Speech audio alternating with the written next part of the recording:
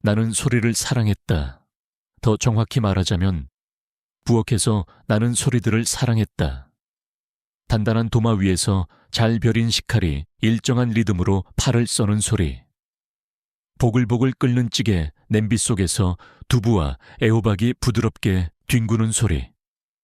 다궈진 팬 위로 기름이 지글거리며 마늘 향을 터뜨리는 소리까지. 이 모든 소리는 내게 살아있다는 감각과 함께 내가 누군가를 위해 무언가 의미 있는 일을 하고 있다는 충족감을 주었다. 오늘 저녁 메뉴는 남편 민준 씨가 가장 좋아하는 차돌박이 된장찌개였다. 나는 멸치와 다시마로 정성껏 우려낸 육수에 직접 담근 된장을 풀었다.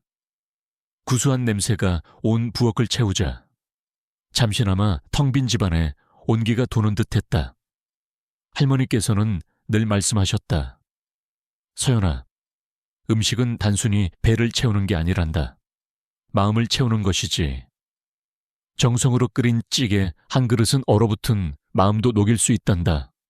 할머니는 궁궐의 아주 특별한 주방, 소주방에서 일하셨던 분이다. 내 어릴 적 기억 속 할머니는 늘 내게 음식에 얽힌 신비로운 이야기들을 들려주셨다. 각 재료가 가진 고유의 성질, 서로 어우러졌을 때 만들어내는 맛의 조화, 그리고 아주 작은 차이로 약이 되기도, 독이 되기도 하는 식재료의 비밀까지. 내 손에 들린 낡고 가장자리가 다른 요리책은 할머니가 남겨주신 유일한 유산이자 나의 가장 큰 보물이었다. 찌개가 맛있게 끓어오르는 동안 나는 밥상을 차리기 시작했다. 정갈한 백자 그릇 2개, 윤이 나도록 닦은 수저 2벌. 2인용 식탁에 마주 볼 수 있도록 가지런히 놓았다. 모든 준비가 끝났지만 집안은 여전히 거대한 침묵에 잠겨 있었다.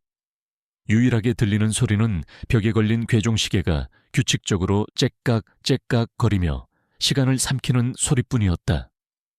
그 소리는 텅 빈 공간을 더욱 공허하게 만들었다.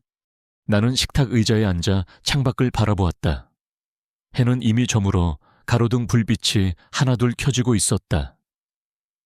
민준 씨는 오늘도 늦으려나.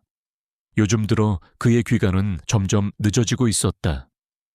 회사의 일이 바쁘다고는 했지만 그의 얼굴에서는 일에 지친 피로감보다는 알 수 없는 거리감이 더 짙게 느껴졌다. 함께 있어도 그는 늘 스마트폰 액정 속에 빠져 있었고 우리의 대화는 오늘 어땠어? 라는 의례적인 질문과 그냥 그랬어 라는 건조한 대답 사이를 맴돌 뿐이었다. 시계가 저녁 8시를 가리켰을 때 현관문 도어록 해제되는 소리가 들렸다. 나는 반사적으로 자리에서 일어나 현관으로 달려나갔다. 다녀왔어요. 민준 씨, 다녀왔어. 그는 넥타이를 느슨하게 풀며 무심하게 대답했다. 그의 시선은 나를 잠시 스쳤을 뿐 이내 거실 소파로 향했다. 나는 그의 서류 가방을 받아들며 물었다. 저녁 준비 다 됐어요. 씻고 와서 식사하세요. 아, 오늘 저녁은 그가 잠시 머뭇거리며 말했다. 팀원들이랑 간단히 먹고 왔는데 심장이 쿵 하고 내려앉는 기분이었다. 구수한 된장찌개 냄새가 갑자기 역겹게 느껴졌다. 나는 애써 미소를 지으며 말했다. 아, 그랬구나. 미리 연락이라도 주지. 미안, 정신이 없어서 깜빡했네. 그의 목소리에는 미안함이 전혀 담겨 있지 않았다. 그는 소파에 깊숙이 몸을 묻고 스마트폰을 꺼내 들었다. 나는 말없이 부엌으로 돌아왔다. 김이 모락모락 피어오르는 찌개 냄비가 나를 비웃는 것 같았다. 정성껏 차린 2인용 밥상은 세상에서 가장 외로운 풍경이 되어버렸다. 나는 조용히 그의 밥그릇과 수저를 치웠다. 그리고 홀로 식탁에 앉아 식은 밥을 억지로 입에 밀어 넣었다. 아무 맛도 느껴지지 않았다. 그날 밤 설거지를 마치고 소파에 앉아 TV를 보고 있는데 민준 씨가 불쑥 말을 꺼냈다. 서연아, 우리 안 쓰는 저 작은 방 말이야. 네 작은 방은 왜요? 그냥 비워두기 아깝잖아. 월세라도 받으면 생활에 보탬이 되지 않을까? 나는 의외의 제안에 놀라 그를 쳐다봤다. 결혼 후 그 방은 우리의 창고나 다름없었다. 계절이 지난 옷가지들과 잘 쓰지 않는 물건들이 가득했다. 누군가에게 세를 준다는 생각은 한 번도 해본 적이 없었다. 갑자기, 왜요? 우리 그렇게 힘든 건 아니잖아요. 아니, 뭐, 요즘 회사 실적도 별로고, 혹시 모르니까 미리 대비해두면 좋지. 마침 내 회사 후배 중에 방을 구하는 친구가 하나 있거든. 여자 혼자고 아주 착하고 싹싹한 친구야. 우리 집에 있으면 자네도 심심하지 않고 좋을 것 같은데. 그는 너무나 자연스럽게 말을 이었다. 마치 오래전부터 생각해온 계획인 것처럼. 낯선 사람과 한 집에서 사는 것은 생각만 해도 불편했지만 그의 단호한 표정 앞에서 나는 차마 반대할 수 없었다. 그의 제안에 토를 다는 순간 우리 사이에 보이지 않는 벽이 더 두꺼워질 것만 같았다. 아이, 당신이 그렇게 생각한다면 그렇게 해요. 나는 힘없이 대답했다. 그는 만족스러운 듯 고개를 끄덕이고는 다시 스마트폰으로 시선을 돌렸다. 그날 이후 그는 주말 내내 작은 방을 치우는데 열중했다. 평소에는 손 하나 까딱하지 않던 사람이었다. 그의 그런 모습을 보며 나는 설명할 수 없는 불안감에 휩싸였다. 며칠 뒤 비가 추적추적 내리는 저녁이었다. 민준 씨가 퇴근하고 없는 사이 나는 음식물 쓰레기를 버리러 뒷마당으로 나갔다. 그때였다. 낡은 창고 구석에서 아주 희미하게 고양이 울음소리가 들려왔다. 나는 조심스럽게 다가갔다. 비에 흠뻑 젖은 작은 아기 고양이 한 마리가 다리를 절뚝이며 몸을 떨고 있었다.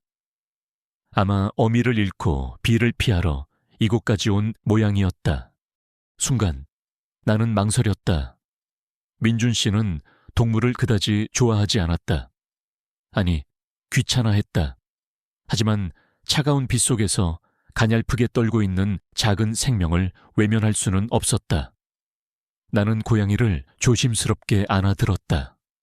품 안에서 느껴지는 작고 따뜻한 온기가 얼어붙었던 내 마음을 녹이는 것 같았다. 나는 민준 씨 몰래 고양이를 창고 안으로 옮기고 낡은 담요로 아늑한 보금자리를 만들어 주었다. 그리고 매일 밤 그가 잠든 것을 확인하고 나서야 몰래 창고로 가 고양이에게 우유를 먹이고 다친 다리를 치료해 주었다. 나비라고 이름도 지어주었다. 나비는 나의 유일한 비밀 친구가 되었다. 아무에게도 말할 수 없는 외로움을 나비에게 털어놓으며 나는 조금씩 위안을 얻었다. 그리고 마침내 새로운 세입자가 이사 오는 날이 되었다. 초인종 소리에 문을 열자 환한 미소를 지닌 여자가 서 있었다. 민준 씨가 말했던 그 후배, 유라 씨였다. 안녕하세요. 언니, 제가 오늘부터 신세지게 될 이유라예요. 말씀 많이 들었어요.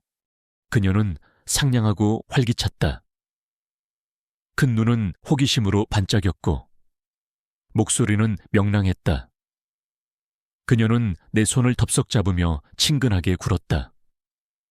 처음 느꼈던 불편함은 그녀의 해맑은 태도 앞에서 조금씩 무장해제되는 듯 했다. 이사하느라 힘드셨겠어요. 어서 들어오세요. 감사해요. 언니와 집이 정말 예뻐요. 언니처럼 아늑하고 따뜻한 느낌이에요. 유라 씨는 쉴 새 없이 감탄사를 연발하며 집 안을 둘러보았다. 그녀의 칭찬은 조금 과장되게 느껴지기도 했지만 싫지는 않았다. 오히려 오랜만에 들어보는 따뜻한 말에 기분이 좋아졌다. 그날 저녁 나는 이사를 축하하는 의미에서 특별히 저녁상을 차렸다. 소갈비찜과 여러 가지 나물, 그리고 잡채까지. 유라 씨는 식탁에 차려진 음식을 보더니 눈을 동그랗게 떴다. 우와, 언니, 이거 전부 직접 하신 거예요. 무슨 한정식집에 온 것 같아요. 선배님은 정말 복 받으셨다. 그녀는 민준 씨를 바라보며 부러운 듯 말했다. 민준 씨는 어깨를 으쓱하며 웃어 보였다. 그날따라 그의 얼굴에도 평소와 다른 웃음꽃이 피었다. 유라 씨가 온 뒤로 집안의 분위기가 확실히 밝아진 것 같았다. 식사를 하는 내내 유라 씨는 내 음식 솜씨를 칭찬했다. 특히 그녀는 갈비찜의 양념 맛에 감탄했다. 언니, 이 갈비찜 양념은 비법이 뭐예요? 그냥 간장이랑 설탕만 넣은 맛이 아닌데 뭔가 깊고 은은한 향이 나요. 나는 그녀의 예리한 미각에 조금 놀랐다. 어머, 그걸 어떻게 아셨어요? 할머니께 물려받은 비법인데 약재로도 쓰이는 감초를 조금 넣어서 단맛을 내요. 그럼 설탕만 넣었을 때보다 훨씬 깊고 건강한 단맛이 나거든요. 나는 할머니의 낡은 요리책을 떠올리며 설명했다. 유라 씨는 눈을 반짝이며 내 이야기를 들었다. 우와, 할머님이요. 정말 대단하시다. 언니는 할머님께 이런 비법을 다 전수받으셨군요. 정말 부러워요. 저희 할머니께서는 옛날에 궁궐 소주방에서 일하셨거든요. 그래서 음식에 대한 철학이 남다르셨어요. 무심코 나온 말이었다. 하지만 그 순간 유라 씨의 눈빛이 아주 미세하게 변하는 것을 나는 놓치지 않았다. 그것은 단순한 호기심이나 부러움이 아니었다. 무언가를 확인하고 계산하는 듯한 차갑고 날카로운 눈빛이었다. 하지만 그 눈빛은 순식간에 사라지고 그녀는 다시 환한 미소로 나를 바라보았다. 궁궐요와 정말 영화 같은 이야기네요, 언니. 나중에 저한테도 그 비법 좀 알려주시면 안 돼요. 그럼요. 언제든지요. 나는 웃으며 대답했지만 마음속 한구석에 작은 가시가 박힌 듯한 찝찝함이 남았다. 내가 너무 예민한 걸까? 나는 고개를 저으며 불길한 생각을 떨쳐내려 애썼다. 아마 낯선 사람과의 동거가 아직은 어색해서일 것이다. 그래, 분명 그럴 것이다.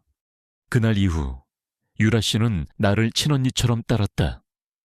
우리가 함께 장을 보고 거실에서 수다를 떨고 저녁을 준비하는 동안 민준 씨는 그런 우리를 흐뭇하게 바라보곤 했다.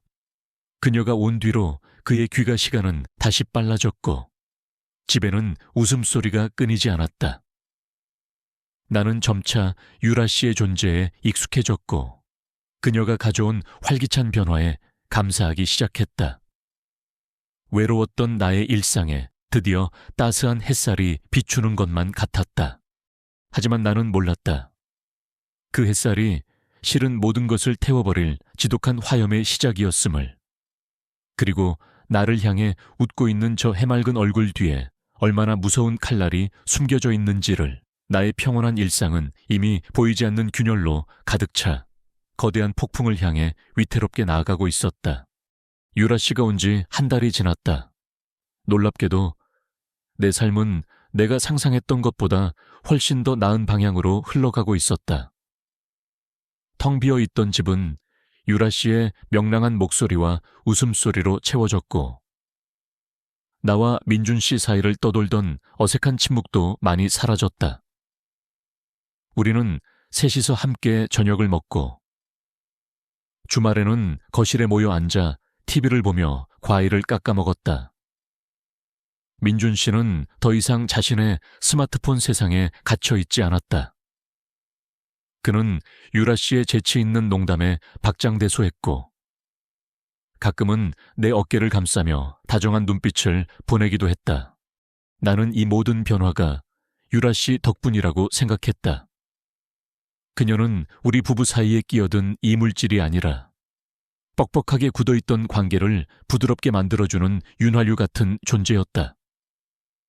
나는 진심으로 그녀에게 고마움을 느꼈고 그녀를 친동생처럼 아끼기 시작했다. 창고에서 몰래 돌보던 나비의 상처가 거의 아물어갈 무렵 내 마음의 상처도 치유되고 있는 것 같았다. 나는 다시 희망을 품기 시작했다. 어쩌면 우리는 다시 예전처럼 행복해질 수 있을지도 모른다. 그날은 우리 부부의 5번째 결혼 기념일이었다. 나는 아침부터 마음이 들떠 있었다. 이 특별한 날을 위해 며칠 전부터 민준 씨가 좋아하는 것이 무엇일까 고민했다. 그리고 할머니의 요리책에서 본 아주 특별한 삼계탕을 끓이기로 마음먹었다. 단순한 삼계탕이 아니었다.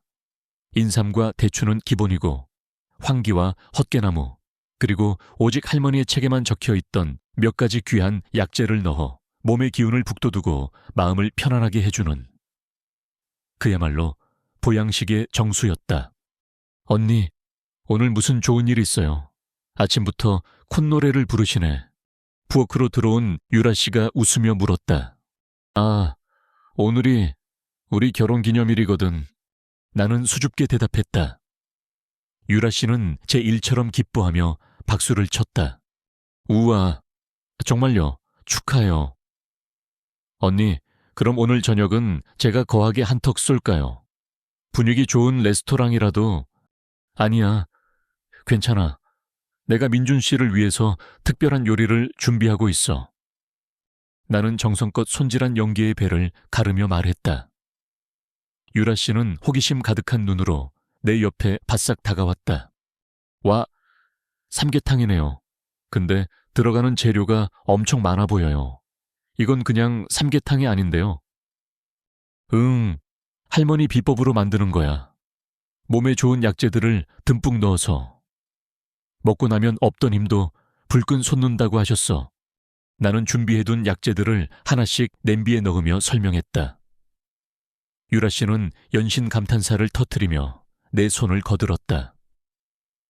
그녀는 내가 씻어놓은 채소를 다듬고 그릇을 정리하며 부엌을 오갔다. 그녀의 도움이 있었기에 복잡한 요리 과정이 한결 수월하게 느껴졌다. 언니, 근데 이 약재는 뭐예요? 처음 보는 건데. 향이 되게 독특해요. 유라 씨가 솥 근처에 놓아둔 작은 약재 주머니를 가리키며 물었다. 그 안에는 할머니가 비기라고 불렀던 구하기 힘든 몇 가지 뿌리 약재가 들어있었다. 아, 그건 그냥 비밀이야. 우리 집안 대대로 내려오는. 내가 웃으며 얼버무리자. 유라 씨는 에이, 치사해 라며 귀엽게 투정을 부렸다. 바로 그때였다. 그녀가 솥 옆에 있던 양념통들을 정리하다가 발을 헛디디는 척하며 내 쪽으로 살짝 비틀거렸다. 여미요. 그녀는 짧은 비명을 질렀고 그 바람에 내 손에 들려있던 약재 주머니가 솥 안으로 퐁당 빠져버렸다. 어떡해. 언니 나 때문에. 괜찮아요. 유라 씨는 당황한 얼굴로 어쩔 줄 몰라 했다. 괜찮아, 괜찮아. 어차피 넣을 거였는데. 놀랐겠다. 나는 그녀를 안심시켰다.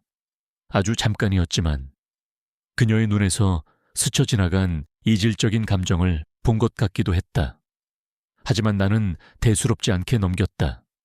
그녀는 그저 나를 돕다가 실수한 것뿐이니까. 나는 깊고 진한 국물이 우러나도록 솥 뚜껑을 덮고 불을 약하게 줄였다. 삼계탕이 뭉근하게 끓어가는 동안 집안에는 건강한 약재 향기가 가득 퍼져나갔다. 나는 완벽한 저녁 식사를 위해 마지막까지 정성을 다했다. 저녁, 유이밤 씨. 민준 씨가 평소보다 이른 시간에 귀가했다. 그의 손에는 예쁜 꽃다발이 들려 있었다. 민준 씨. 나는 놀라서 말을 잇지 못했다. 결혼하고 처음 1, 2년을 제외하고는 그에게서 꽃을 받아본 기억이 없었다. 결혼기념일 축하해, 서연아. 그동안 힘들게만 한 것 같아서 미안해. 그는 나를 부드럽게 안아주었다. 그의 품에서 익숙하지만 낯선 향수 냄새가 났다. 하지만 나는 그저 기뻤다. 우리의 관계가 정말로 회복되고 있다는 증거처럼 느껴졌다. 유라 씨는 뒤에서 박수를 치며 분위기를 띄웠다. 와, 선배님 정말 로맨틱하시다 언니. 너무 좋겠다. 그날 저녁 식탁의 분위기는 그 어느 때보다 화기애애했다. 민준 씨는 내 옆에 앉아 끊임없이 내 그릇에 음식을 놓아주었고 옛날 연애 시절 이야기를 꺼내며 우리를 웃게 만들었다. 그의 다정함이 너무나 비현실적이어서 꿈을 꾸는 것 같았다. 야, 이 삼계탕 정말 대단한데 이걸 먹으니까 갑자기 힘이 솟는 기분이야. 역시 우리 아내 손맛은 국보급이라니까. 민준 씨는 닭다리를 크게 한 입 베어 물고는 엄지를 치켜 세웠다. 나는 행복감에 젖어 그의 얼굴을 바라보았다. 그의 미소, 그의 다정한 목소리. 내가 그토록 그리워했던 모습이었다. 맛있게 먹어주니 고마워요. 민준 씨, 나는 정성껏 발라낸 닭 가슴살을 그의 앞접시에 놓아주었다. 그는 나를 사랑스러운 눈빛으로 바라보며 그 살코기를 입에 넣었다. 그리고 모든 것이 무너져 내렸다. 갑자기 그의 표정이 기이하게 일그러졌다. 그의 손에 들려있던 숟가락이 쨍그랑 소리를 내며 바닥으로 떨어졌다. 기억. 그는 목을 움켜쥐며 숨막히는 소리를 냈다. 눈은 공포로 가득 차 희번덕거렸고 얼굴은 순식간에 파랗게 질려갔다. 민준 씨, 왜 그래요? 정신 차려봐요. 나는 비명을 지르며 그에게 달려갔다. 유라 씨도 자리에서 벌떡 일어나 어쩔 줄 몰라 했다. 선배님 괜찮으세요? 왜 그러세요?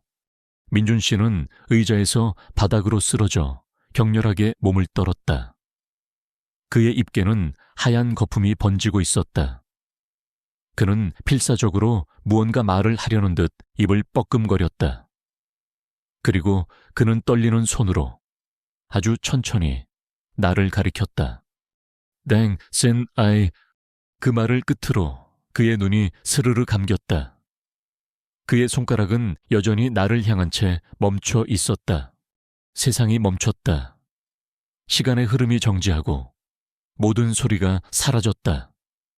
내 눈에는 오직 나를 가리킨 채 쓰러져 있는 남편의 모습만이 보였다. 그의 마지막 눈빛, 그의 마지막 손짓, 그것은 명백한 고발이었다. 네가 나를 이렇게 만들었다고 온몸으로 외치고 있었다. 아이, 아니야. 나는 나지막이 중얼거렸다. 아니야, 내가 아니야. 정신을 차렸을 때 나는 이미 119에 신고를 하고 있었다. 내 목소리는 제대로 나오지 않았고 손은 걷잡을 수 없이 떨렸다. 옆에서는 유라 씨가 울부짖고 있었다. 그녀의 울음소리가 내 머릿속을 헤집어 놓았다. 얼마 지나지 않아 구급대원들과 경찰들이 들이닥쳤다. 집안은 순식간에 낯선 사람들의 발소리와 무정의 소리로 가득 찼다.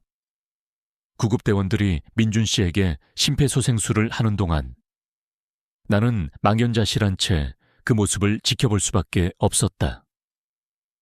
경찰들은 집안을 둘러보며 날카로운 눈으로 현장을 훑었다. 그때 중년의 한 형사가 나에게 다가왔다. 그의 이름표에는 박 형사라고 적혀 있었다. 그는 나를 위아래로 훑어보더니 차가운 목소리로 물었다. 남편분과 마지막으로 식사를 하신 분이 맞으시죠? 네.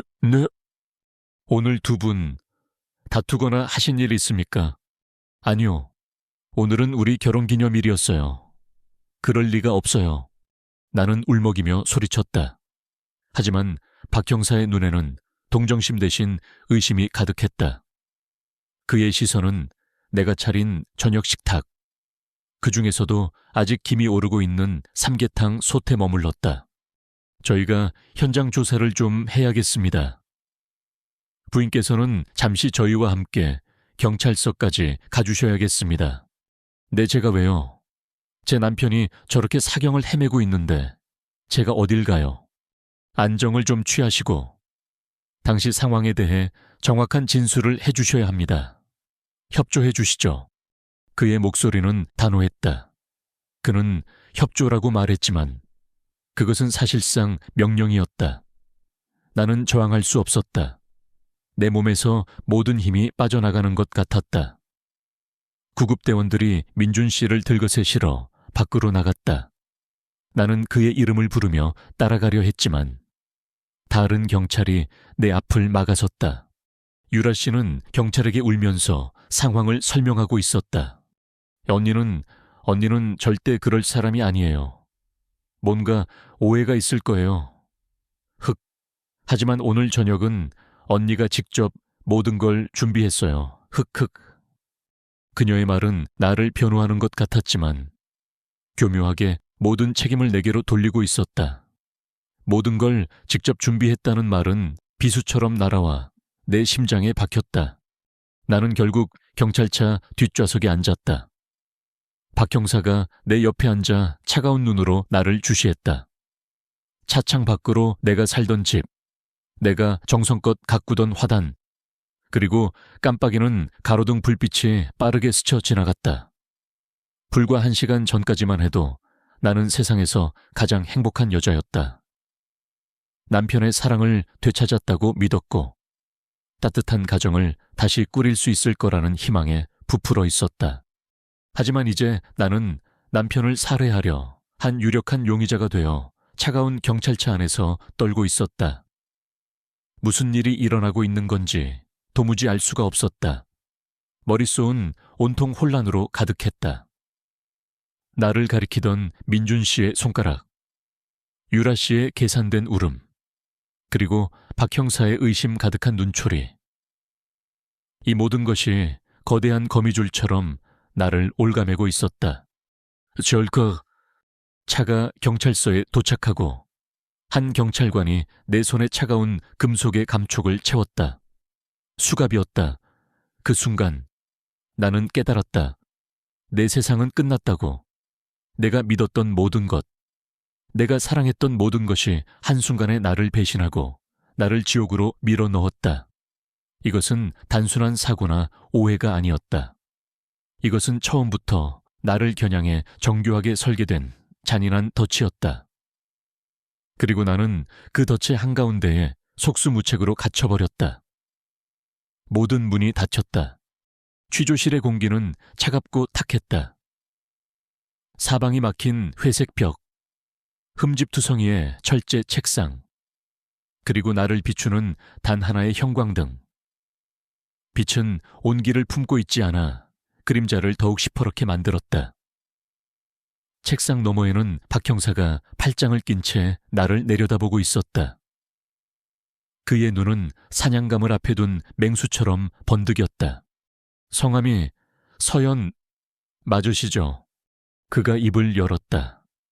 나는 기계적으로 고개를 끄덕였다. 목이 바싹 타들어가 아무 소리도 낼 수 없었다. 남편 민준 씨와는 결혼한 지 5년, 부부 사이에 별다른 문제는 없었고요. 없었어요. 거짓말? 그가 단호하게 내 말을 잘랐다.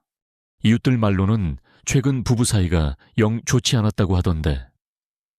남편분 귀가 시간도 늦어지고 다투는 소리도 가끔 들렸다고 사실입니까? 그건 아주 잠깐, 요즘은 다시 좋아졌어요. 오늘은 우리 결혼기념일이라 특별한 저녁을 준비하셨다. 그래서 그 삼계탕에 뭘 넣으셨습니까? 그의 목소리에는 노골적인 조롱이 담겨 있었다. 마치 내가 끔찍한 음모를 꾸미다 들킨 범죄자라도 되는 양. 아무것도 안 넣었어요. 그냥 몸에 좋은 약재들 뿐이었어요. 몸에 좋은 약재의 사람을 죽일 수도 있는 그런 약재의 말입니까? 그는 내 앞에 작은 비닐 증거 봉투 하나를 던졌다. 그 안에는 삼계탕 국물에서 건져낸 듯한 검고 마른 식물 뿌리 조각이 들어있었다. 이게 뭔지 아십니까? 투구꽃입니다. 사약의 재료로 쓰이는 맹독성 식물이죠.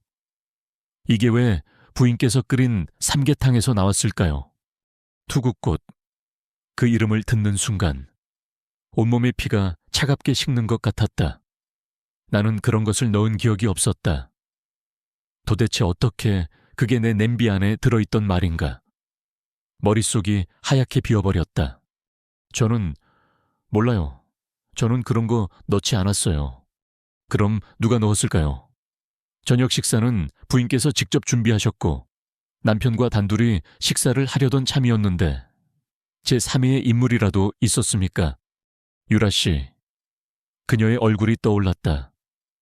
부엌에서 나를 돕겠다며 분주하게 움직이던 모습. 양념통을 정리하다 비틀거리던 순간. 하지만 나는 차마 그녀의 이름을 입에 담을 수 없었다. 증거도 없이 어떻게 그 상냥한 아이를 의심할 수 있단 말인가. 내가 잘못 본 것일 수도 있었다. 내 혼란을 이용해 박 형사는 더욱 거세게 나를 몰아붙였다. 말을 못하시는군. 남편 앞으로 거액의 생명보험이 들어져 있던데 그것도 알고 계셨습니까? 보험이요? 저는 몰라요. 정말이에요. 나의 모든 항변은 공허한 메아리가 되어 차가운 취조실 벽에 부딪혔다 흩어졌다. 그는 내 말을 단 한마디도 믿지 않았다. 그의 머릿속에는 이미 남편의 외도와 가정불화에 앙심을 품은 아내가 보험금을 노리고 결혼기념일을 위장해 남편을 독살하려 한 비정한 악녀라는 시나리오가 완성되어 있었다. 나는 그 시나리오의 주인공으로 캐스팅되었을 뿐 내가 무슨 말을 하든 결말은 바뀌지 않을 터였다. 몇 시간의 지옥 같은 취조가 끝났다. 나는 결국 유치장으로 옮겨졌다. 차가운 쇠창살, 딱딱한 시멘트 바닥, 코를 찌르는 소독약 냄새, 문이 닫히는 철컹 소리와 함께 나는 완벽한 어둠과 고독 속에 던져졌다. 나는 차가운 구석에 몸을 웅크렸다. 온몸이 사시나무 떨듯 떨려왔다. 춥고 무서웠다. 민준 씨는 어떻게 됐을까? 살아있을까 제발. 제발 무사해야 할 텐데. 내가 그를 죽이려 했다니. 말도 안 돼. 나는 그를 사랑했다. 비록 최근에 우리 사이가 소원해지긴 했지만 나는 단 한 번도 그를 원망하거나 미워한 적이 없었다. 그렇다면 이건 누구의 짓이란 말인가? 투구꽃은 어디서 왔을까? 유라 씨, 정말 그녀일까 하지만 왜 그녀가 왜 우리 남편을 아니면 남편이 스스로 왜 수많은 질문들이 독거미처럼 머릿속을 기어다니며 이성을 갉아먹었다. 아무리 생각해도 답을 찾을 수 없었다. 나는 그저 거대한 음모의 한가운데에 던져진 힘없는 나비 같았다. 시간이 얼마나 흘렀을까? 간수가 다가와 국선 변호인이 접견을 왔다고 했다. 나는 아무런 기대 없이 접견실로 향했다. 어차피 내 말을 믿어줄 사람은 아무도 없을 테니까. 접견실에는 앳된 얼굴의 젊은 남자가 서류 가방을 옆에 둔 채 초조하게 나를 기다리고 있었다. 드라마에 나오는 노련하고 카리스마 넘치는 변호사와는 거리가 먼 갓 대학을 졸업한 사회 초년생 같은 모습이었다. 안녕하십니까. 강지훈 변호사입니다. 당신의 국선 변호를 맡게 되었습니다. 그는 자리에서 일어나 꾸벅 인사를 하며 자신을 소개했다. 그의 목소리는 아직 변성기가 채 지나지 않은 소년처럼 어색하게 느껴졌다. 실망감이 밀려왔다. 저렇게 어리고 경험 없어 보이는 사람이 거대한 경찰 조직과 맞서 나를 변호할 수 있을까? 나는 아무 말 없이 그의 맞은편에 앉았다. 그는 잠시 헛기침을 하더니 서류 뭉치를 꺼내 들었다. 우선 사건 기록을 검토해봤습니다. 상황이 매우 불리한 것은 사실입니다. 현장에서 독극물이 발견되었고 피해자의 마지막 진술이 부인을 가리키고 있습니다. 동기도 명확하고요. 그의 말은 박 형사의 말과 다를 바 없었다. 역시 이 사람도 나를 믿지 않는구나. 나는 체념하며 고개를 숙였다. 하지만 몇 가지 의문점도 있습니다. 그의 다음 말에 나는 반사적으로 고개를 들었다. 기록을 보니 부인께서는 일관되게 독극물 투여 사실을 부인하고 계십니다. 보통 이런 경우 범인들은 어떻게든 자신의 형량을 줄이기 위해 우발적인 사고였다고 주장하는 경우가 많은데 말이죠. 그리고 강지훈 변호사는 안경을 고쳤으며 말을 이었다. 독극물 감식 보고서가 좀 이상합니다. 그는 내 쪽으로 서류 한 장을 밀어주었다. 보시다시피 주된 독성분은 아코니틴으로 투구꽃에서 추출되는 성분입니다. 그런데 그 아래를 보시면 미확인 한약재 성분 함께 검출이라고 되어 있습니다. 경찰은 이걸 대수롭지 않게 여기고 있지만 저는 이 부분이 계속 마음에 걸립니다. 미확인 한약재 성분. 그 단어를 보는 순간 멈춰 있던 내 머릿속에 톱니바퀴가 끼익 소리를 내며 돌기 시작했다. 안개처럼 자욱했던 의식의 저편에서 할머니의 목소리가 섬광처럼 스쳐 지나갔다. 서연아, 잘 들어라. 세상의 모든 것에는 음과 양이 있단다. 약재도 마찬가지야. 어떤 것은 그 자체로 귀한 약이 되지만 어떤 것은 다른 것과 만났을 때 끔찍한 독이 되기도 하지. 반대로 맹독을 가진 것도 어떤 것과 함께 쓰느냐에 따라 그 독성을 감추거나 오히려 약효를 증폭시키기도 한단다. 이걸 아는 자는 사람을 살릴 수도 죽일 수도 있는 게야. 그러니 너는 이 지식을 오직 사람을 살리는 데만 써야 한다. 알겠느냐? 어린 시절 할머니의 무릎을 베고 누워 듣던 이야기였다. 그때 할머니께서 보여주셨던 색이 바랜 약재 도감의 한 페이지가 눈앞에 생생하게 펼쳐졌다. 투구꽃 그림 바로 옆에 있던 하얗고 길쭉한 뿌리 식물의 그림. 백선피. 나도 모르게 그 이름이 입 밖으로 흘러나왔다. 네, 뭐라고 하셨습니까? 강지훈 변호사가 놀라 되물었다. 나는 떨리는 손으로 서류를 가리켰다. 이 미확인 약재의 성분, 이건 백선피예요. 백선피요? 그게 뭡니까? 해독과 피부병에 쓰이는 평범한 약재예요. 하지만 나는 21번 크게 들이마셨다. 잊고 있던 지식들이 할머니의 목소리가 되어 내 안에서 되살아나고 있었다. 투구꽃의 독은 혀를 마비시킬 정도로 쓰고 역한 맛이 나요. 그냥 음식에 넣으면 누구라도 바로 뱉어낼 수밖에 없죠. 하지만 백선피를 아주 소량 정확한 비율로 섞으면 그 쓴맛이 거의 사라져요. 오히려 음식의 감칠맛을 돋우는 것처럼 느껴지게 만들죠. 그리고 더 무서운 건 백선피가 위벽을 자극해서 독의 흡수 속도를 몇 배나 빠르게 만든다는 거예요. 이건 단순히 독을 넣은 게 아니에요. 독의 성질을 완벽하게 이해하고 그것을 교묘하게 위장하고 효과를 극대화시키는 방법을 아는 사람의 솜씨예요. 나는 쉴 새 없이 말을 쏟아냈다. 그것은 나의 의지가 아니었다.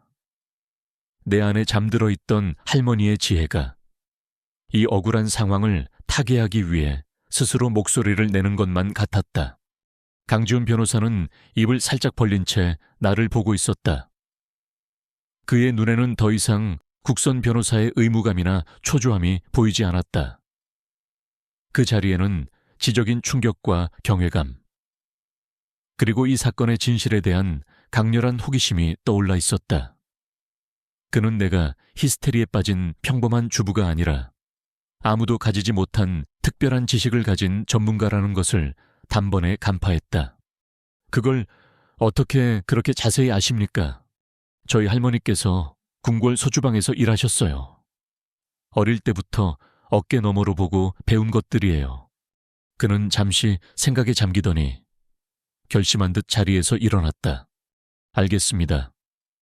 부인의 말씀을 믿겠습니다. 아니, 믿는다기보다는 부인의 그 지식이 이 사건의 유일한 열쇠가 될 것 같습니다. 제가 이 백선피라는 것을 중심으로 사건을 다시 조사해 보겠습니다. 범인은 분명 이 약재에 대한 흔적을 어딘가에 남겼을 겁니다. 처음으로 누군가가 내 말을 믿어주었다. 절망의 늪에서 허우적거리던 나에게 가느다란 동아줄 하나가 내려온 기분이었다. 눈물이 왈칵 쏟아졌다. 그가 떠나고 다시 유치장으로 돌아왔을 때 벽에 걸린 작은 TV에서 뉴스가 나오고 있었다. 화면에는 눈물로 범벅이 된 유라 씨의 얼굴이 클로즈업되어 있었다. 그녀는 수많은 마이크 앞에서 흐느끼며 말했다. 서연 언니는 정말 착한 사람이었어요. 하지만 가끔 이상한 약초 같은 걸 모으면서 혼자 중얼거릴 때가 있었어요. 남편인 민준 선배님을 원망하는 듯한 말을 하기도 했고요. 저는 정말 몰랐어요. 일이 이렇게 될 줄은. 흑흑. 그녀의 영의는 완벽했다. 그녀는 비극의 목격자이자 상처받은 피해자를 연기하며 교묘하게 나를 질투와 원망에 사로잡힌 마녀로 만들고 있었다. 여론은 이미 그녀의 편이었다. 세상은 나를 향해 손가락질하며 돌을 던질 준비를 하고 있었다. 나는 주먹을 꽉 쥐었다. 그래, 어디 한번 해봐. 너희들이 아무리 정교한 덫을 놓고 온 세상을 속여 나를 죄인으로 만들어도 나는 무너지지 않아. 내게는 할머니가 물려주신 지혜가 있고 이제 내 말을 믿어주는 단 한 사람이 생겼다. 나는 이 지독한 어둠 속에서 내게 남은 유일한 무기로 싸워나갈 것이다. 진실은 결코 묻히지 않는다. 법정은 하나의 거대한 무대와 같았다. 높고 위압적인 판사석, 무표정한 얼굴로 나를 내려다보는 배심원들, 그리고 방청석을 가득 메운 사람들의 호기심과 경멸이 뒤섞인 수군거림. 이 무대 위에서 나는 남편을 독살하려 한 악녀가 되어 서 있었다. 내 삶 전체가 한낱 가십거리로 전락하여 사람들의 입에 오르내리고 있었다. 이곳은 진실을 가리는 신성한 장소가 아니었다. 나라는 인간의 존엄성을 산산조각 내기 위해 마련된 잔인한 투기장이었다. 내 옆에는 강지훈 변호사가 굳은 얼굴로 앉아 있었다. 그가 밤을 새워가며 준비한 서류 뭉치가 그의 무릎 위에 놓여 있었다. 그는 재판이 시작되기 전 내 손을 한번 꼭 잡아주었다. 괜찮을 겁니다. 라고 말하는 그의 목소리에는 미세한 떨림이 섞여 있었지만 그 따뜻한 천이 내게는 유일한 위안이었다. 재판이 시작되고 검사는 자신만만한 표정으로 증인들을 하나씩 불러 세웠다. 첫 번째 증인은 박 형사였다. 그는 증인석에 앉아 마치 자신이 모든 진실을 알고 있다는 듯 차갑고 논리적인 목소리로 사건의 개요를 설명했다. 피고인은 사건 당일 남편과 단둘이 식사를 할 예정이었습니다. 현장에서 발견된 삼계탕에서는 맹독성 물질인 아쿠니틴이 검출되었습니다. 피고인의 집에서는 그 독의 원료인 투구꽃을 말린 가루가 소량 발견되었습니다. 또한 피해자는 쓰러지기 직전 명확하게 피고인을 범인으로 지목했습니다. 이 모든 정황을 종합해 볼 때 범인은 피고인 서연일 수밖에 없습니다. 강지훈 변호사가 반대 신문에 나섰다. 증인, 삼계탕에서 투구꽃 독 외에 다른 성분도 검출되었다는 사실을 알고 계십니까? 백선피라는 한약재의 말입니다. 박 형사는 코웃음을 쳤다. 알고 있습니다. 하지만 그건 아주 미량이었고 사건과 직접적인 관련이 없는 것으로 판단했습니다.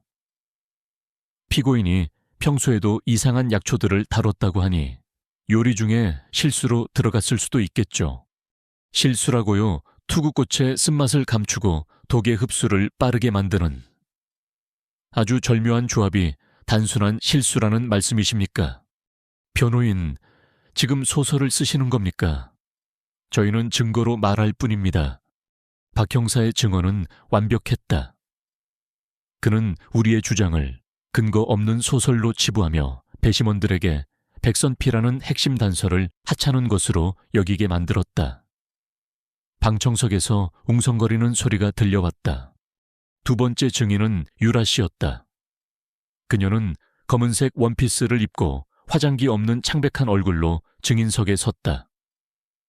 그녀의 가녀린 모습은 방청객들의 동정심을 자아내기에 충분했다.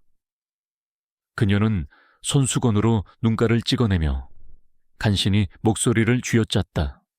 서연 언니는 정말 좋은 사람이었어요. 저한테는 친언니 같았죠. 하지만 가끔 이해할 수 없는 모습을 보일 때가 있었어요. 이해할 수 없는 모습이라니. 구체적으로 어떤 것이었습니까? 검사가 부드럽게 물었다. 밤늦게 혼자 이상한 약초들을 보면서 중얼거리기도 했고, 남편인 민준 선배님 월급이 적다거나 다른 집 남편들과 비교하며 신세 한탄을 하는 것을 몇 번 들었어요. 부부 사이가 좋지 않다는 건 알고 있었지만 일이 이렇게까지 될 줄은 정말 몰랐어요. 그녀는 어깨를 들썩이며 흐느꼈다. 완벽한 거짓말이었다. 나는 약초를 보며 중얼거린 것이 아니라 할머니의 요리책을 공부했던 것이고, 남편을 원망한 적도 없었다. 하지만 그녀의 눈물 앞에서 진실은 힘을 잃었다. 배심원들은 안타까운 표정으로 그녀를 바라보았고, 몇몇은 나를 향해 경멸의 눈빛을 보냈다. 강지훈 변호사가 다시 나섰다. 증인, 사건 당일 저녁 식사를 준비할 때 부엌에 함께 계셨죠? 네, 언니를 돕고 싶어서요. 혹시 증인께서 솥 근처에서 발을 헛디디거나 피고인과 부딪힌 사실이 있습니까? 순간 유라 씨의 눈이 살짝 흔들렸다.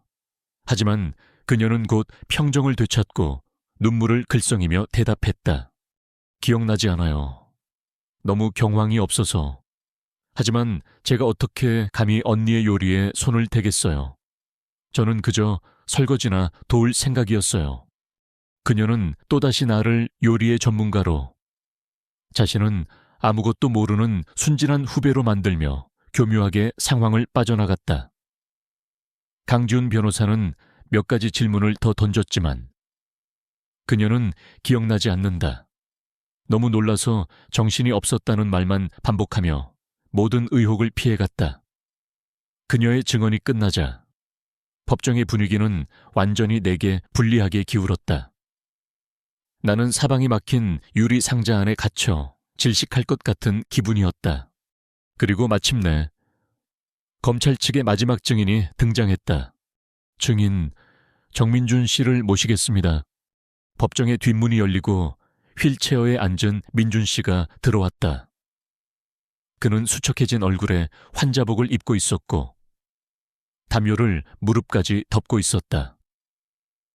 그가 휠체어를 밀며 들어오는 간호사의 도움을 받아 증인석 옆 특별석으로 이동하는 동안 법정은 완전한 침묵에 휩싸였다. 방청석에서는 여기저기서 안타까운 탄식이 터져 나왔다. 나는 차마 그의 얼굴을 정면으로 볼 수 없었다. 불과 몇 달 전까지만 해도 내 곁에서 잠들고 내 음식을 먹으며 웃어주던 사람이었다. 그런 그가 지금 나를 파멸시키기 위해 저 자리에 앉아 있었다. 심장이 갈갈이 찢기는 것 같았다. 검사가 그에게 다가가 공손하게 물었다. 정민준 씨, 지금 몸 상태는 괜찮으십니까? 증언이 가능하시겠습니까? 민준 씨는 희미하게 고개를 끄덕이고는 작은 목소리로 대답했다. 네, 제가 아는 진실을 모두 말해야 하니까요. 그의 목소리는 너무나 약하고 가냘퍼서 듣는 사람의 마음을 아프게 했다. 사건 당일 무슨 일이 있었는지 말씀해 주시겠습니까? 민준 씨는 잠시 눈을 감고 고통스러운 표정을 짓더니 천천히 입을 열었다. 그날은 저희 부부의 결혼기념일이었습니다. 저는 아내와의 관계를 회복하고 싶어서 꽃다발을 사들고 집에 갔습니다. 아내는 아주 특별한 삼계탕을 끓여놓고 저를 기다리고 있었죠. 분위기는 정말 좋았습니다. 저는 이제 모든 것이 괜찮아질 거라고 믿었습니다. 그는 말을 하다 말고 기침을 몇 번 했다. 간호사가 다가가 그의 등을 두드려 주었다. 그런데 삼계탕을 몇 숟가락 뜨고 난 뒤 갑자기 숨을 쉴 수가 없었습니다. 혀가 마비되고 온몸이 타들어가는 것 같았죠. 저는 직감했습니다. 아, 내가 독을 먹었구나. 그리고 제 눈앞에는 저를 싸늘하게 내려다보는 아내의 얼굴이 있었습니다. 아니야. 나도 모르게 비명이 터져 나왔다. 나는 그를 싸늘하게 내려다본 것이 아니라 걱정과 공포에 질려 그를 바라보았다. 하지만 내 외침은 판사의 제지에 의해 가로막혔다. 민준 씨는 내 쪽은 쳐다보지도 않은 채 배심원들을 향해 애절한 눈빛으로 말을 이었다. 아내는 늘 불만이 많았습니다. 제 능력이 부족하다고 생각했고 저를 원망했죠. 저는 어떻게든 가정을 지키려고 노력했지만 그녀의 마음을 돌릴 수는 없었습니다. 제가 생명보험에 든 사실을 어떻게 알았는지는 모르겠습니다. 아마 저를 없애고 새로운 삶을 살고 싶었던 모양입니다. 그의 증언은 한편의 비극 드라마였다. 그는 자신을 헌신적인 남편으로, 나를 돈에 눈이 멀어 남편을 해치려 한 악마로 둔갑시켰다. 법정 안의 모든 사람이 그의 이야기에 완벽하게 설득당했다. 나는 이제 변명의 여지조차 없는 희대의 악녀가 되어 있었다. 증언이 끝나고 휴정 시간이 주어졌다. 나는 텅 빈 피고인 대기실에 앉아 있었다. 온몸에 힘이 다 빠져나가 손가락 하나 까딱할 수 없었다. 끝났다. 이제 모든 것이 끝났다. 그때 강지훈 변호사가 내 앞에 다가와 앉았다. 그의 얼굴은 땀으로 젖어 있었고 표정은 그 어느 때보다 비장했다. 서연 씨, 이대로는 안 됩니다. 그가 단호하게 말했다. 전공법으로는 저들을 이길 수 없습니다. 저들은 진실을 말하는 게 아니라 가장 그럴듯한 이야기를 만들어내는데 선수들이니까요. 배심원들은 이미 저들의 이야기에 넘어갔습니다. 그럼 이제 어떻게 하죠? 내 목소리는 절망으로 잠겨 있었다. 방법은 하나뿐입니다. 그는 내 눈을 똑바로 쳐다보았다. 서연 씨의 능력을 저 법정 안의 모든 사람들이 보는 앞에서 직접 증명하는 겁니다. 내주 능력을 어떻게 제가 요청해서 똑같은 재료로 만든 삼계탕 5그릇을 준비해 달라고 할 겁니다. 그중 한 그릇에만 투구꽃과 백선피를 넣는 거죠. 서연 씨는 오직 냄새와 맛만으로 그 독이 든 그릇을 찾아내는 겁니다. 만약 성공한다면 서연 씨의 증언은 단순한 주장이 아니라 전문가의 소견으로 받아들여질 겁니다. 아무도 서연 씨를 무시할 수 없게 되는 거죠. 그의 제안은 너무나 파격적이고 위험했다. 만약 내가 실패한다면 그 긴장된 상황에서 내 미각과 후각이 제대로 작동하지 않는다면 그것은 곧 나의 모든 주장이 거짓이었음을 스스로 인정하는 꼴이 될 터였다. 그것은 도박이었다. 내 남은 인생 전부를 거는 아슬아슬한 외줄타기였다. 너무 위험해요. 만약 제가 못 찾으면 위험한 거 압니다. 하지만 이대로 가만히 있으면 결과는 어차피 정해져 있습니다. 유죄 판결, 그리고 최소 15년형이겠죠. 이건 우리가 저들의 허를 찌를 수 있는 유일한 기회이자 마지막 기회입니다. 그의 눈은 불타고 있었다. 그는 더 이상 어리숙한 사회 초년생 변호사가 아니었다. 진실을 위해 자신의 모든 것을 걸 준비가 된 용감한 전사였다. 나는 창밖을 보았다. 회색빛 하늘이 나를 짓누르는 것 같았다. 나는 정말 혼자였다. 이 고독한 싸움에서 마지막 결정을 내려야 하는 사람은 오직 나뿐이었다. 이대로 주저앉아 저들이 만들어 놓은 거짓의 감옥에 갇혀 평생을 살아갈 것인가? 아니면 실패의 위험을 무릅쓰고 단 한 번의 기회에 모든 것을 걸어볼 것인가? 나는 천천히 고개를 들어 강지훈 변호사를 바라보았다. 내 눈에 맺혔던 눈물이 어느새 차가운 결의로 변해 있었다. 알겠어요. 그렇게 해요.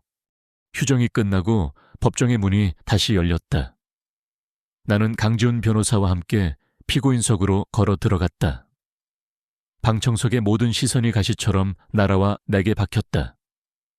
그들의 눈에는 더 이상 호기심이 아닌 노골적인 적의와 경멸이 담겨 있었다. 조금 전 휠체어에 앉아 눈물로 나를 고발하던 민준 씨의 모습이 그들의 마음속에 나를 완벽한 악녀로 각인시킨 것이 분명했다. 나는 숨을 깊게 들이마셨다. 이제 돌아갈 다리는 불탔다. 앞으로 나아가는 수밖에 없었다. 모두가 자리에 앉자.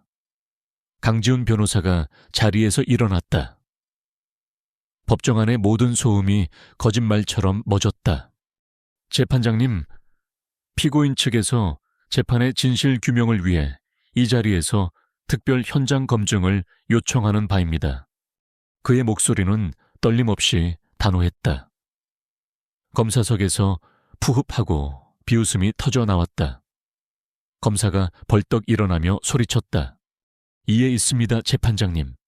이건 말도 안 되는 소리입니다. 신성한 법정을 무슨 서커스 무대로 만들 셈입니까? 변호인 측에 이런 시간 끌기용 쇼에 동의해 줄 수 없습니다. 그의 격렬한 반대에 방청석이 다시 술렁이기 시작했다. 판사의 미간에도 깊은 주름이 잡혔다. 변호인, 지금 하려는 검증이 구체적으로 무엇인지 설명해 보시오. 법정 절차를 무시하는 행위는 용납할 수 없소. 판사의 목소리는 차가웠다. 이것이 바로 숨이 멎는 순간이었다. 그의 결정 하나에 나의 마지막 희망이 걸려 있었다. 강지훈 변호사는 검사를 향해 돌아보지도 않고 오직 판사를 향해 침착하게 말을 이었다. 재판장님, 이것은 쇼가 아닙니다. 피고인 서연은 자신이 가진 특별한 미각과 후각을 통해 독이 든 음식을 구분해 낼 수 있다고 일관되게 주장해 왔습니다.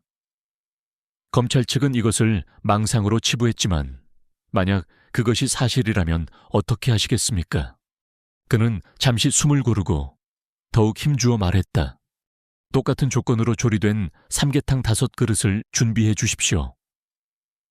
그중 한 그릇에만 이 사건의 핵심 증거물인 투구꽃과 백선피를 넣는 겁니다. 그리고 피고인이 오직 후각과 미각만으로 그 독이 든 그릇을 찾아내게 해 주십시오. 만약 피고인이 성공한다면 피고인의 모든 증언은 신빙성을 얻게 될 것입니다.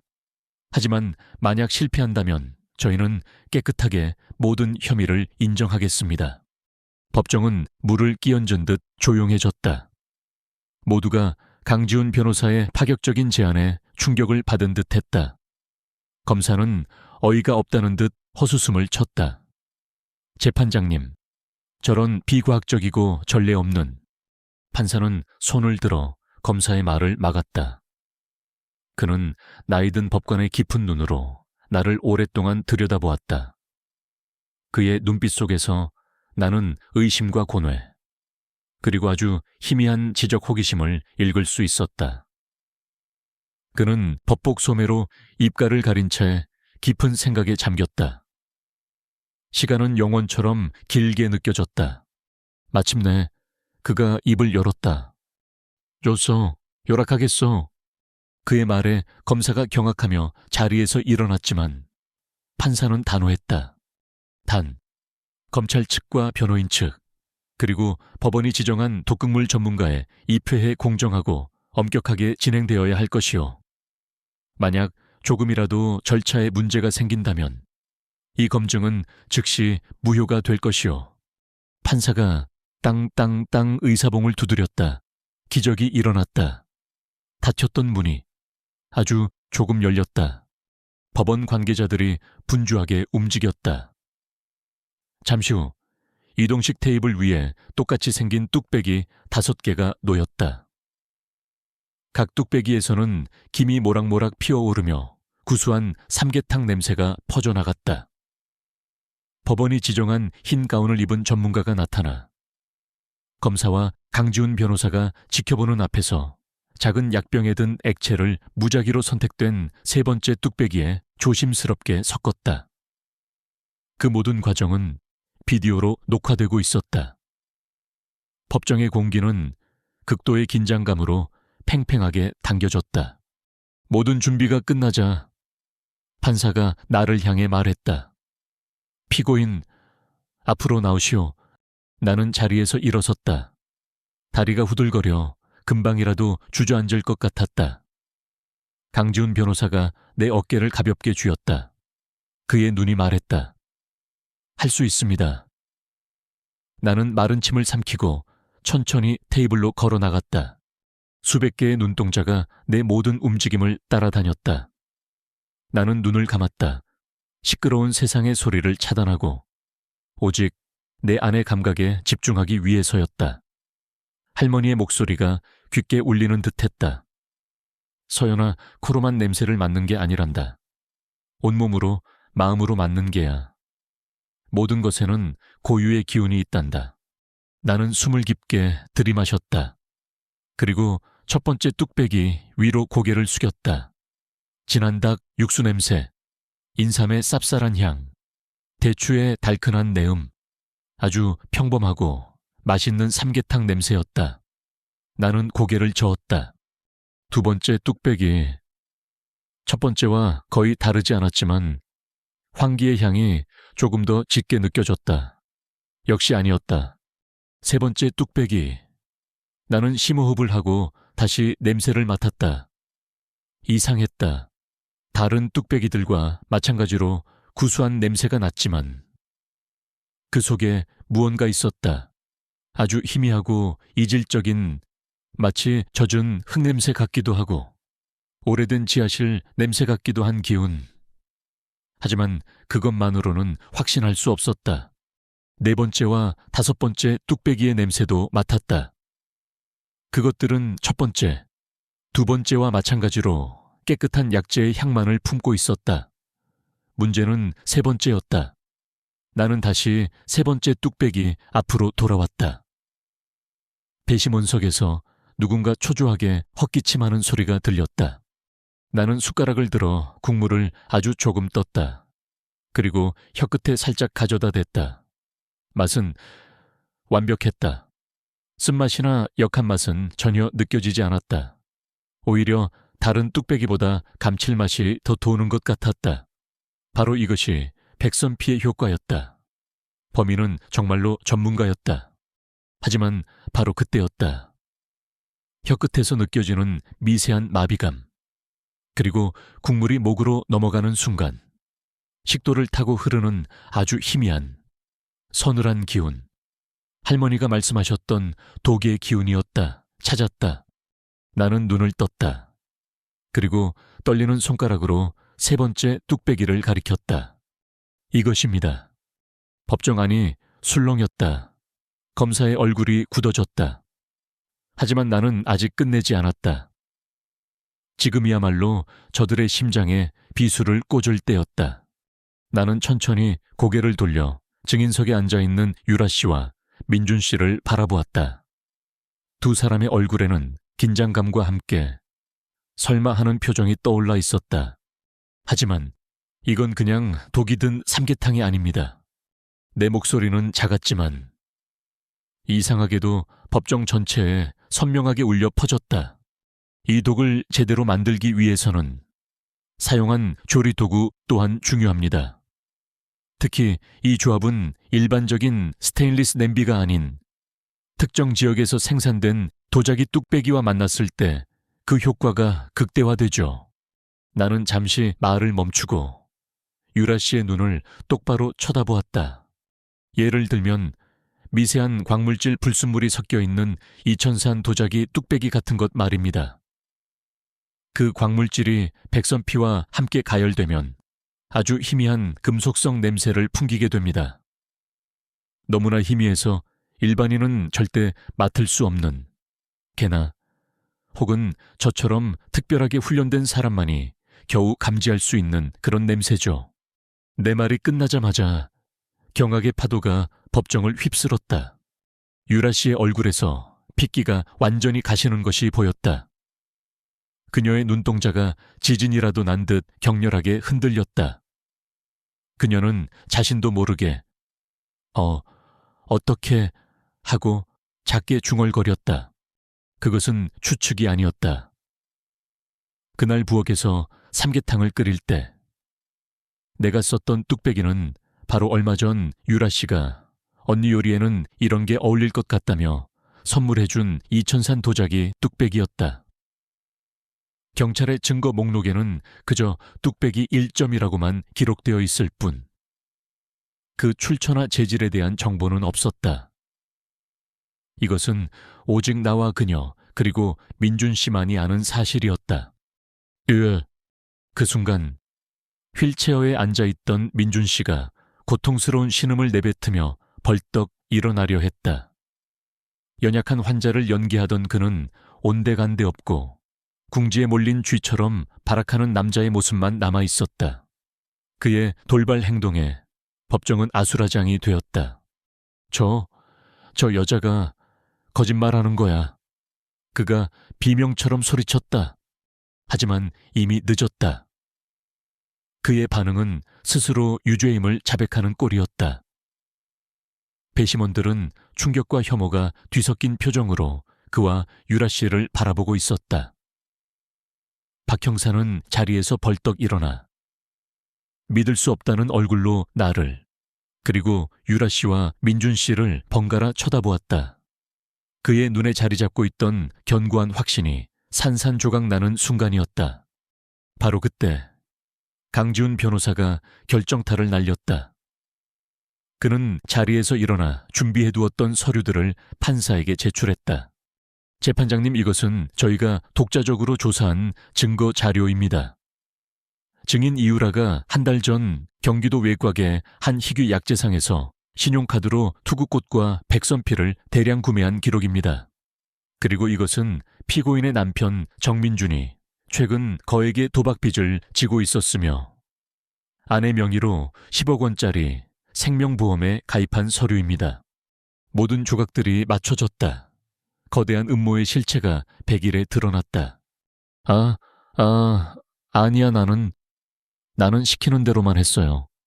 저 사람이 민준 씨가 다 시킨 거예요. 궁지에 몰린 유라 씨가 민준 씨를 손가락으로 가리키며 울부짖기 시작했다. 민준 씨는 얼굴이 흑빛이 되어 도망치려 했지만 법정 경위들에게 즉시 제압당했다. 땅땅땅. 판사가 질서를 잡기 위해 미친 듯이 의사봉을 두드렸다.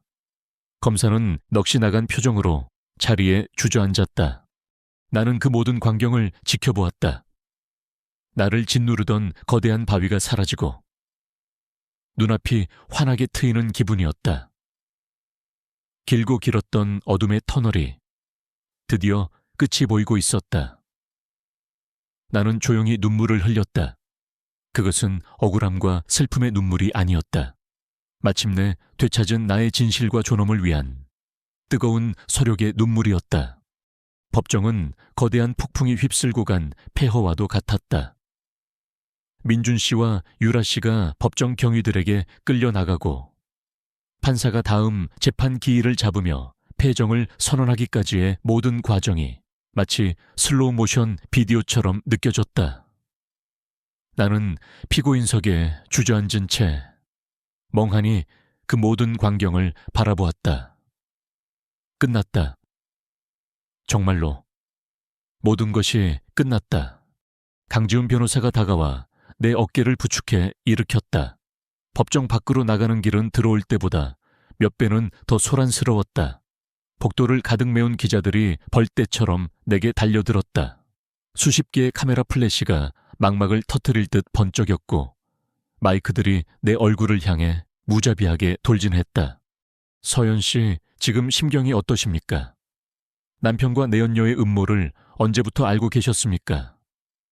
그 놀라운 능력은 어떻게 갖게 되신 겁니까? 질문들이 소음이 되어 내 머리를 어지럽혔다. 나는 아무 대답도 할 수 없었다. 그저 강지훈 변호사가 내 주위를 감싸고 기자들을 헤쳐나가는 대로 몸을 맡길 뿐이었다. 그 순간에 나는 승리자가 아니었다. 나는 모든 것을 잃고 모든 것을 빼앗겼다가 겨우 내 한 몸의 진실만을 건져 올린 난파선의 생존자였다. 안도감보다는 깊은 허탈감과 피로감이 온몸을 짓눌렀다. 그 후 며칠 동안 세상은 온통 내 이야기로 떠들썩했다. 경악 남편과 내연녀, 보험금 노려 아내에게 살인 누명 씌우려다. 현대판 장금이 주부의 놀라운 절대 미각. 법정에서 진실을 밝히다. 같은 자극적인 제목의 기사들이 신문과 인터넷을 도배했다. TV에서는 연일 이 사건을 다루는 시사 프로그램들이 방영되었고, 전문가라는 사람들이 나와 백선피와 투구꽃의 상관관계에 대해 열띤 토론을 벌였다. 민준 씨와 유라 씨의 추악한 음모는 검찰의 추가 조사 과정에서 남김없이 드러났다.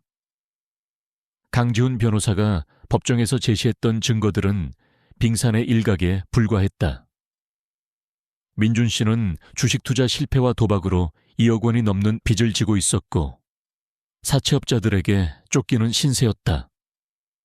유라 씨는 그런 민준 씨에게 의도적으로 접근했고, 두 사람은 불륜 관계로 발전했다. 나를 몰아내고 보험금을 타내 호화로운 새 삶을 살자는 끔찍한 계획은 유라 씨의 머리에서 나왔다고 했다. 그들은 서로에게 책임을 떠넘기며 이전 투구를 벌였다. 유라 씨는 민준 씨가 자신을 가스라이팅하며 범행에 가담시켰다고 주장했고, 민준 씨는 유라 씨가 먼저 유혹하며 모든 계획을 꾸몄다고 맞섰다. 그들의 진흙탕 싸움 속에서 지난 몇 달간 내가 겪었던 행복이 얼마나 철저하게 조작된 연극이었는지가 명백해졌다. 나를 향한 민준 씨의 갑작스러운 애정 공세도, 유라 씨의 과장된 친절함도 모두 나를 완벽한 희생양으로 만들기 위한 연기였다. 결국 몇 달 뒤 열린 선고재판에서 민준 씨와 유라 씨는 살인 음모, 위증, 무고 등의 혐의로 각각 징역 20년과 25년이라는 중형을 선고받았다. 재판장이 판결문을 읽어 내려가는 동안 나는 방청석 맨 뒷자리에 앉아 조용히 그들의 마지막을 지켜보았다. 내 마음속에는 더 이상 분노나 증오 같은 격한 감정은 남아있지 않았다. 그저 텅 빈 공허함과 함께 한때 내가 사랑했던 한 인간이 어쩌다 저렇게까지 망가져 버렸을까 하는 깊은 연민만이 자리하고 있었다. 사건이 마무리되고 내 삶도 조금씩 안정을 찾아갈 무렵 뜻밖의 인물에게서 연락이 왔다. 박 형사였다. 그는 한사코 나를 한 번 만나 사죄하고 싶다고 했다. 나는 썩 내키지 않았지만 그의 간곡한 부탁에 결국 동네의 한적한 찻집에서 그를 만나기로 했다.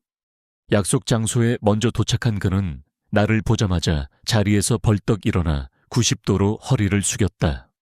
정말 죄송합니다. 제가 큰 죄를 지었습니다. 그의 목소리는 취조실에서 들었던 그 고압적인 목소리가 아니었다. 진심 어린 죄책감으로 떨리고 있었다. 나는 말없이 그를 바라보았다. 저는 20년 넘게 형사 생활을 하면서 제 눈과 감을 믿었습니다. 수많은 범인들을 잡았고 제 판단은 틀린 적이 없다고 자부했죠. 그 오만함과 편견이 제 눈을 멀게 했습니다. 그는 고개를 든 채 괴로운 표정으로 말을 이었다. 서연 씨의 눈에서 저는 진실을 보려 하지 않았습니다. 그저 제가 만들어 놓은 비정한 아내라는 틀에 당신을 꿰어 맞추려 했을 뿐입니다. 만약 강지훈 변호사의 기지가 없었다면, 만약 서연 씨에게 그런 특별한 능력이 없었다면, 저는 한 사람의 인생을 돌이킬 수 없는 지옥으로 밀어 넣었을 겁니다. 생각만 해도 끔찍합니다. 그는 다시 한번 깊이 허리를 숙였다. 어떤 말로도 제가 드린 상처를 씻을 수 없겠지만 부디 용서해 주십시오. 나는 그의 진심 어린 사과를 보며 내 마음속에 남아있던 마지막 응어리 하나가 녹아내리는 것을 느꼈다.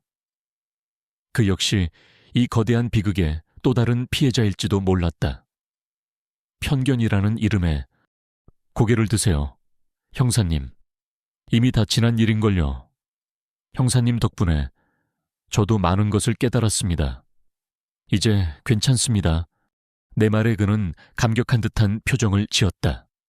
그는 그날 이후 내게 불리한 기사가 나올 때마다 직접 언론사에 전화를 걸어 정정 요청을 하는 등 보이지 않는 곳에서 나를 돕는 든든한 조력자가 되어주었다. 며칠 뒤 또 다른 전화 한 통이 걸려왔다. 자신을 한국궁중음식연구원의 부원장이라고 소개하는 중후한 목소리의 남자였다. 서연 선생님이십니까? 언론을 통해 선생님의 소식을 접했습니다. 법정에서 보여주신 그 놀라운 능력과 식견에 저희 연구원 모두가 깊은 감명을 받았습니다. 나는 어리둥절한 채 그의 말을 들었다. 저희 연구원은 사라져가는 우리 전통 궁중 음식의 비법을 연구하고 보존하는 곳입니다. 혹시 저희 연구원에 오셔서 선생님의 그 귀한 지식을 다음 세대를 위해 사용해 주실 수는 없겠습니까? 단순한 직책이 아닙니다. 선생님의 재능을 마음껏 펼치실 수 있도록 저희가 수석연구위원이라는 직책을 마련해 두었습니다. 수석연구위원. 나는 그 말을 듣고 한동안 아무 말도 할 수 없었다. 할머니의 유산, 그저 나 혼자 간직하고 있던, 때로는 나를 외롭게 만들기도 했던 그 비밀스러운 지식, 그것이 이제는 세상 밖으로 나와 다음 세대를 위해 쓰일 수 있다니. 그것은 단순히 좋은 직장을 얻는 것 이상의 의미였다. 그것은 나의 과거와 현재, 그리고 미래를 하나로 잇는 내 존재 자체에 대한 인정이었다. 감사합니다. 정말 감사합니다. 나는 떨리는 목소리로 간신히 대답했다. 전화기 너머로 나의 새로운 인생이 문을 활짝 열고 나를 기다리고 있었다. 모든 것이 결정되고 난 어느 날 저녁, 나는 강지훈 변호사와 함께 한강변에 앉아 있었다. 강물은 도시의 불빛을 담은 채 유유히 흘러갔고 강바람은 시원하게 우리의 뺨을 스쳤다. 이제 정말 다 끝났네요. 내가 먼저 침묵을 깼다. 네, 이제 서연 씨는 새로운 삶을 시작하시면 됩니다. 그가 웃으며 대답했다. 변호사님 아니었으면 전 아마 지금쯤 차가운 감옥에 있었을 거예요. 어떻게 이 은혜를 다 갚아야 할지 모르겠어요. 은혜라니요? 당치 않습니다. 그는 고개를 저었다. 저는 그저 닫힌 문을 두드렸을 뿐입니다. 그 문을 열고 자신의 힘으로 걸어 나온 것은 서연 씨 자신입니다. 서연 씨 안에 잠자고 있던 그 위대한 힘이 스스로를 구한 겁니다. 우리는 한동안 말없이 흐르는 강물을 바라보았다. 그와의 첫 만남부터 법정에서의 마지막 순간까지 모든 장면들이 파노라마처럼 스쳐 지나갔다. 내 인생 최악의 순간들이 역설적이게도 나 자신을 되찾게 해준 가장 소중한 시간들이었다. 참 이상하죠. 내가 나지막이 말했다. 모든 걸 잃었다고 생각했던 그 순간에 저는 제 모든 것을 얻었어요. 제가 누구인지, 제가 무엇을 할 수 있는지, 그리고 무엇을 위해 살아야 하는지를요. 강지훈 변호사가 나를 돌아보며 미소 지었다. 그것이 바로 시련이 우리에게 주는 선물이 아닐까요?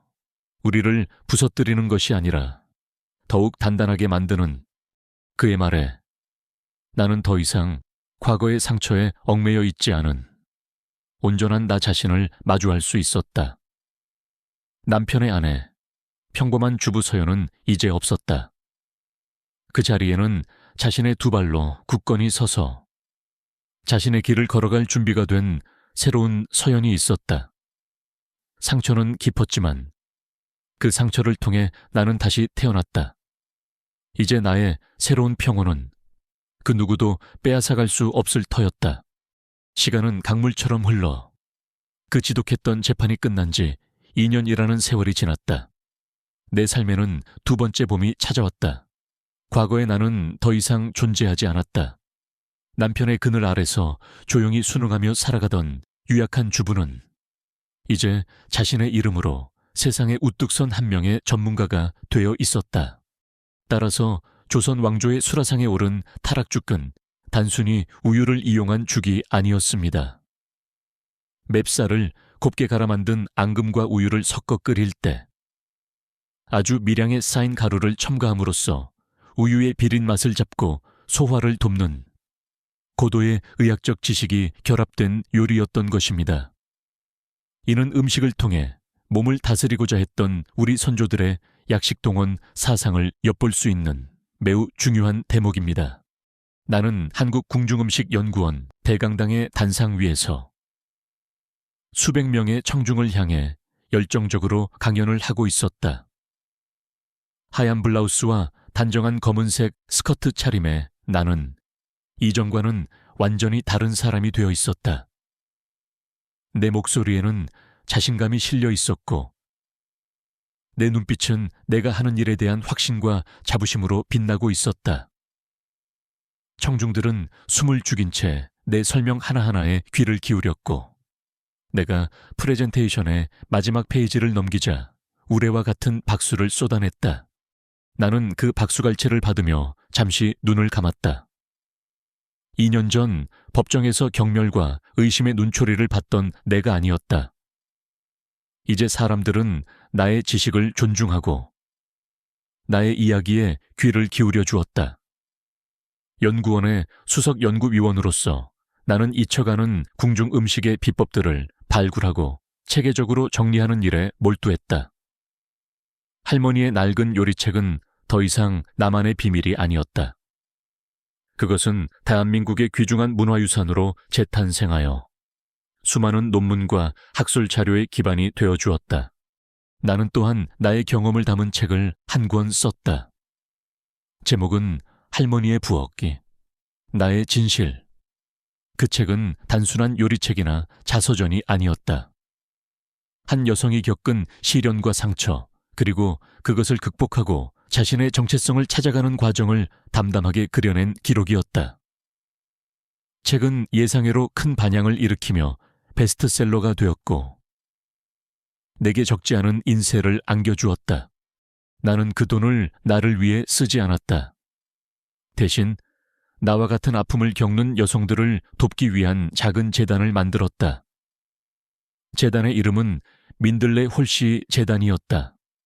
민들레가 짓밟혀도 다시 꿋꿋하게 피어나고 그 홀씨가 바람을 타고 나라가 새로운 곳에 뿌리내려 또 다른 꽃을 피우듯 시련 속에서도 희망을 잃지 말고 굳건히 일어서자는 의미를 담았다. 그리고 오늘 바로 그 재단의 첫 번째 결실이 맺어지는 날이었다. 나는 서울 서초동의 한 작은 건물 앞에 서 있었다. 건물 정면에는 민들레 법률지원센터라는 간판이 막 걸려 있었다. 억울하게 범죄에 연루되었으나 경제적인 어려움으로 법의 보호를 받지 못하는 여성들을 위한 무료 법률 상담소였다. 서연 씨, 아니, 이제는 이사장님이라고 불러야겠네요. 정말 멋집니다. 어느새 내 곁으로 다가온 강지훈 변호사가 흐뭇한 미소로 말했다. 그는 더 이상 어리숙한 국선 변호사가 아니었다. 지난 2년간 눈부시게 성장하여 사회적 약자를 변호하는 인권 변호사로 명성을 날리는 법무법인의 대표가 되어 있었다.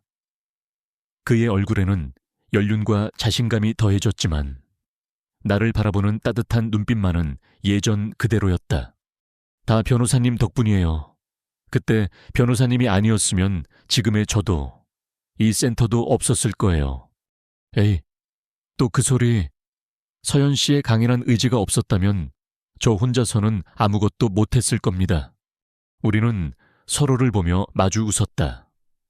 그때 누군가 우리에게 다가왔다. 말끔한 정장 차림의 박 형사였다. 그는 작년에 정년 퇴직을 하고 지금은 청소년 상담 봉사를 하고 있다고 했다. 두 분이 함께 계시는 모습을 보니 제 마음이 다 든든합니다. 정말 대단한 일을 해내셨습니다. 서 이사장님. 그는 진심 어린 존경의 눈빛으로 나를 바라보았다. 한때 나를 가장 혹독하게 몰아붙였던 그는 이제 나의 가장 든든한 지지자 중 한 명이 되어 있었다. 우리는 함께 작은 현판 제막식을 가졌다. 하얀 천이 걷히고 민들레 법률지원센터라는 이름이 햇살 아래 빛나는 순간 나는 눈시울이 뜨거워지는 것을 느꼈다. 나의 아픔이 누군가에게 희망의 씨앗이 될 수 있다는 사실이 가슴 벅차게 다가왔다. 공식적인 행사가 끝나고 며칠이 흐른 어느 주말 오후였다. 나는 연구원의 현대식으로 꾸며진 넓은 조리 실습실에 서 있었다. 오늘은 내가 특별히 아끼는 젊고 재능 있는 요리사 지망생들을 위한 특강이 있는 날이었다. 자, 여러분, 오늘 우리가 배울 것은 향입니다. 요리에서 향은 단순히 후각을 자극하는 것 이상의 의미를 가집니다. 때로는 기억을 불러오고 감정을 움직이며 음식 전체의 격을 결정짓기도 하죠. 나는 갔다 온 신선한 허브들이 담긴 바구니를 학생들 앞에 내려놓았다. 그들의 눈은 배움에 대한 열망으로 초롱초롱 빛나고 있었다. 나는 그 모습에서 과거의 나를 보았다. 할머니의 이야기를 하나라도 놓칠세라 눈을 반짝이던 어린 시절의 나를. 나는 로즈마리 한 줄기를 집어들고 그 향기를 깊이 들이마셨다. 그리고 학생들을 향해 부드럽게 미소 지으며 말했다. 이 향기에 얽힌 제 할머니의 이야기를 하나 들려줄까요? 아주 먼 옛날 임금님의 수라상에 올릴 생선 요리를 준비하던 어린 생각씨가 있었답니다. 그날따라 생선의 신선도가 조금 떨어져 비린내가 걱정이었죠. 그때 그 생각씨의 스승이었던 한 상궁마마가 나는 할머니가 내게 그랬듯 음식과 삶에 대한 이야기를 풀어놓기 시작했다. 나의 목소리는 따뜻하고 평온했다. 바로 그때 따스한 햇살이 비추는 창가 쪽에서 야웅 하는 나른한 소리가 들렸다. 실습실 한편에 마련된 푹신한 쿠션 위에서 내가 2년 전 비 오는 날 밤에 구해주었던 길고양이 나비가 기지개를 켜며 몸을 말고 있었다. 앙상했던 그 아기 고양이는 이제는 누구보다 윤기가 흐르는 털을 가진 포동포동하고 행복한 고양이가 되어 연구원의 마스코트 역할을 톡톡히 하고 있었다.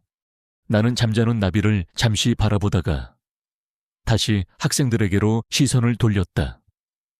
내 앞에는 나의 지식을 스펀지처럼 빨아들이는 미래의 요리사들이 있었고 내 곁에는 나의 상처와 치유의 역사를 함께한 작은 생명이 평화롭게 잠들어 있었다. 비로소 나는 완벽한 평온을 느꼈다. 과거의 상처는 희미한 흉터로 남았지만 이제 더 이상 나를 아프게 하지 않았다. 그것은 오히려 내가 얼마나 강한 사람인지를 증명하는 훈장이 되었다. 나는 마침내 지독하게 길었던 겨울을 끝내고 내 인생의 두 번째 봄을 온전히 맞이하고 있었다. 그리고 나는 알고 있었다. 이 봄은 그 어떤 폭풍에도 결코 지지 않을 눈부시게 따뜻하고 찬란한 봄이라는 것을. 오늘 이야기는 여기까지입니다. 제 이야기가 여러분의 마음에 작은 울림을 주었기를 바랍니다. 이 이야기가 마음에 드셨다면 채널을 구독하고 영상에 좋아요를 눌러주세요. 여러분의 응원은 제가 더 좋은 이야기를 만드는데 가장 큰 힘이 됩니다. 알림 설정을 해두시면 다음 이야기를 가장 먼저 만나보실 수 있습니다. 댓글로 여러분의 생각을 자유롭게 남겨주세요. 저는 모든 댓글을 소중하게 읽어본답니다. 다음 주 더 흥미로운 이야기로 다시 찾아뵙겠습니다. 감사합니다.